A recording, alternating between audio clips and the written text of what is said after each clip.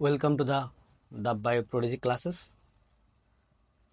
আজকের আমাদের আলোচ্য টপিকটা হচ্ছে উদ্যাঙ্গের বক্ষ অস্থিচক্রের যে অস্থিগুলো আছে, অর্থাৎ স্ক্যাপুলা এবং ক্লেভিকল।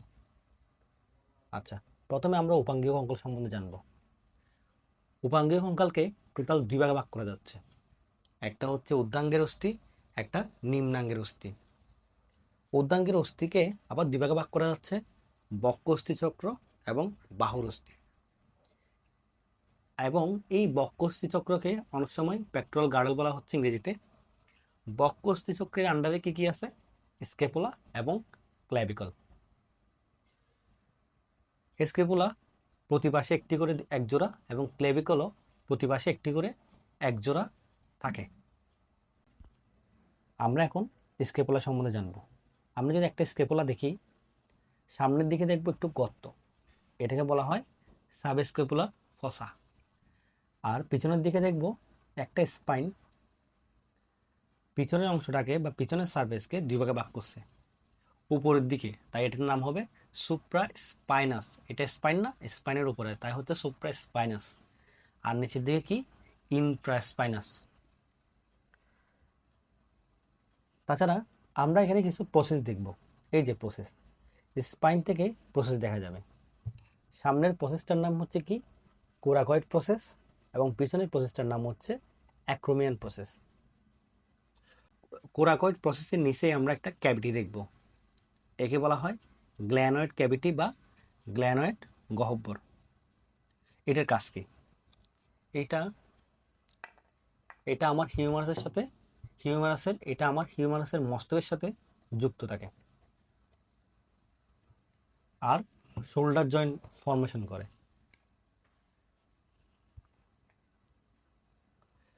এই যে আমার অ্যাক্রোমিয়ান প্রসেস, এই অ্যাক্রোমিয়ান প্রসেসের সাথে কে যুক্ত থাকবে? ক্ল্যাভিকলের অ্যাক্রোমিয়ান প্রান্তটা যুক্ত থাকবে।